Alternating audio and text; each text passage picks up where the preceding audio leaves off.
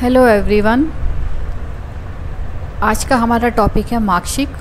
ये महारस वर्ग के अंतर्गत आने वाला तीसरा द्रव्य है जिसे कि हम पायराइट भी बोलते हैं। मार्कशीट के नाम बताए गए हैं, जैसे संस्कृत में इसका स्वर्ण मार्कशीट, रजत मार्कशीट, हिंदी में इसको सोना मार्की, रूपा मार्की भी बोलते हैं, और अंग्रेजी में इसको पायराइट यानी कि कॉपर पायराइट और आयरन पायराइट। मार्कशीटों की दो तरीके का है, स्वर्ण मार्कशीट और रजत मार्कशीट, तो उसी आधार पर इसके अलग अलग नाम बताए गए हैं। ऐसे ही इसके पर्याय हैं, जैसे स्वर्ण मार्कशीट है तो इसके पर्याय स्वर्ण मार्कशीट, हेम भी स्वर्ण को कहते हैं, हेम मार्कशीट, मार्कशीट ताप्य, तापी, धातु मार्कशीट। रजत मार्कशीट के पर्याय हैं रौप्य मार्कशीट, तारज, तार मार्कशीट, विमल और श्वेत मार्कशीट। ये जो मार्कशीट होता है, ये जहाँ पे स्वर्ण धातु निकालने की जहाँ खान होती है तो उसकी जो पर्वत श्रेणियाँ होती है, उसकी पर्वत श्रेणियों से श्रावित होने वाला एक श्राव होता है जो कि सूर्य की किरणों से सूख करके बनता है। तो क्योंकि सूर्य की किरणों से सूख करके बनता है, इसीलिए इसको ताप्य भी कहा गया है। इसी तरीके से मार्कशीट की निरुक्ति, मार्कशीट यानी कि मक्खी, कौन सी? मधुमक्खी। तो जैसे मधुमक्खी से क्या प्राप्त होता है, हमें शहद होता है। तो इसी तरीके से तो मधु के समान वर्ण और मोम की तरह जलने के कारण ही इसे हम मार्कशीट कहते हैं। स्वर्ण मार्कशीट क्यों कहते हैं? क्योंकि इसके अंदर एक तो थोड़ी बहुत मात्रा में स्वर्ण का अंश होता है, और दूसरा ये स्वर्ण के समान कुछ कुछ दिखाई देता है, स्वर्ण के समान वर्ण वाला, और चमक भी उसी की तरह होती है, इसीलिए हम इसको स्वर्ण मार्कशीट कहते हैं। सुमेरु पर्वत पर जो उत्पन्न स्वर्ण सदृश चमकदार जो श्राव है, सूर्य के ताप से सूखकर बनने से ही इसे ताप्य कहा जाता है। दूसरा, ताप्ती नदी के किनारे पर जो ये पाया जाता है, इसलिए इसको तापीस कहते हैं। ताप्ती नदी है, किरात, चीन आदि देशों में मिलने के कारण इसको तापीस बोलते हैं। ऐसे ही जो इसका दूसरा भेद है रजत। रजत में क्या है? रजत के इसमें अल्प अंश होते हैं, यानी कि चांदी के, और उसके समान ही गुण होने के कारण, उसी के समान चमक होने के कारण, वर्ण होने के कारण ही हम इसे रजत मार्कशीट कहते हैं। प्राप्ति स्थान कान्य कुब्ज प्रदेश, ताप्ती नदी, किरात देश, चीन, यवन देश रस ग्रंथों में बताए गए हैं, और आज के परिप्रेक्ष्य में ये जापान, अमेरिका, स्पेन, पुर्तगाल, इटली, नॉर्वे और साइप्रस से प्राप्त होता है। भारत में झारखंड के जो घाटशिला जो है, सीमभूमि जिला जिसे कहा गया है, वह राजस्थान के खेतरी में प्रचुर मात्रा में मार्कशीट पाया जाता है। मार्कशीट के दो भेद बताए गए हैं। ये जो दो भेद है रसरत्न समुच्चयकार के अनुसार है, जिसमें कि स्वर्ण मार्कशीट और रौप्य मार्कशीट। जो स्वर्ण मार्कशीट है इसको कॉपर पायराइट या चैल्को पायराइट भी बोलते हैं। इसका केमिकल फॉर्मूला Cu2S Fe2S3 होता है। रौप्य मार्कशीट यानी कि इसको आयरन पायराइट Fe2S3 भी इसको बोलते हैं। अन्य वर्ण के आधार पर के इसके तीन भेद बताए गए हैं, पीतवर्ण, शुक्लवर्ण और रक्तवर्ण। जो पीतवर्ण है वो स्वर्ण मार्कशीट है, जो शुक्लवर्ण है वो रजत मार्कशीट है, जो रक्तवर्ण का है ये एक तरीके से कांस्य मार्कशीट होता है। अब इसकी फिजिकल प्रॉपर्टीज़ यानी कि भौतिक गुण इसमें क्या होते हैं। स्वर्ण मार्कशीट के कैसे होंगे? स्वर्ण मार्कशीट जो होता है निष्कोण होता है, मतलब कोण रहित होता है। गुरु होगा, स्वर्ण वर्ण का होता है, स्निग्ध होता है। कसोटी, कसोटी यानी कि जो सुनार लोग अपने पास जो गोल्ड या उसकी पहचान करने के लिए रखते हैं, कसोटी छोटी सी पत्थर सा टुकड़ा होता है।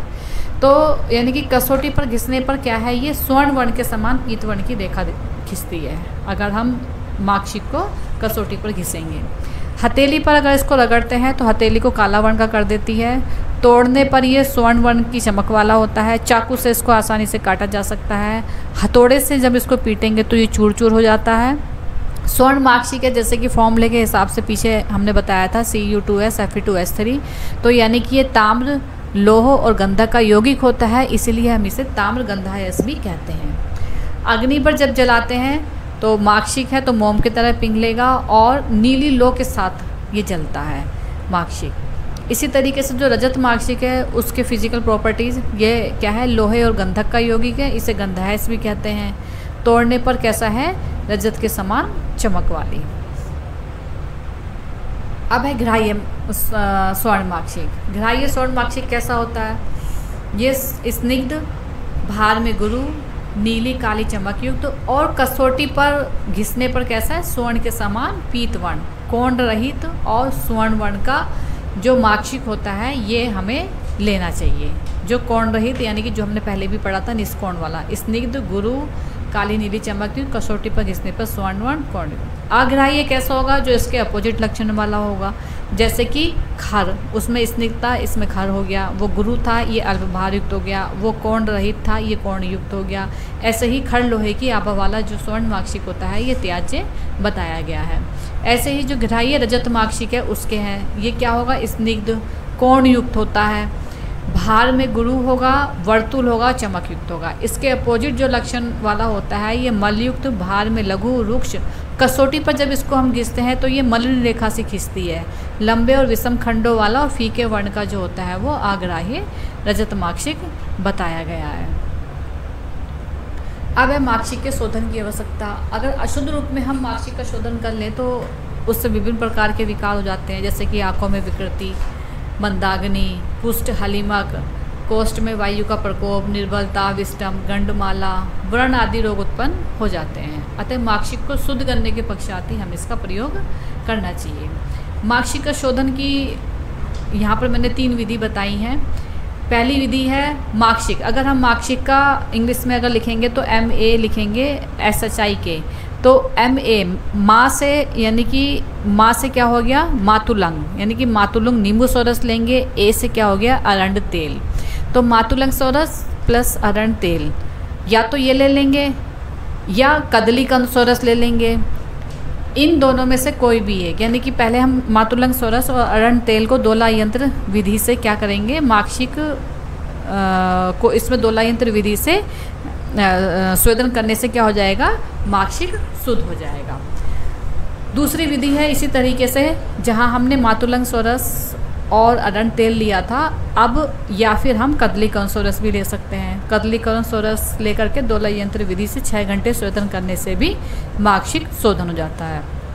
एक तीसरी विधि बताई गई है, माक्षिक चूर्ण को क्या है, रक्त तप्त करके उसको त्रिफला क्वाथ के अंदर 7 बार बुझाने से माक्षिक शुद्ध हो जाएगा। तो इस तरीके से हमारे इसकी 3 विधि है। एक विधि से हम मातुलंग नींबू सोरस प्लस अरंड तेल में दोला यंत्र विधि से स्वेदन, दूसरा कदलीकरण सोरस में दोला यंत्र विधि से स्वेदन, तीसरा त्रिफला क्वाथ में रक्त तप्त करके 7 बार बुझाने से शोधन इसका हो जाता है माक्षिक का।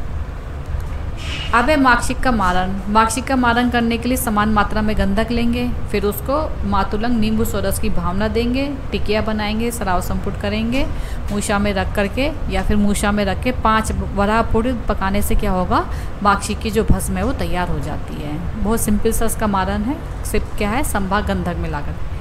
अब है इसकी जो भस्म होती कैसे वर्ण की होगी, लाल वर्ण की मिलती है। कैसी, जैसे रक्त वर्ण या स्वर्ण गैरिक के समान सरदस या रक्त कमल के समान जो लाल वर्ण होता है उस तरीके की हमें माक्षिक की भस्म मिलती है।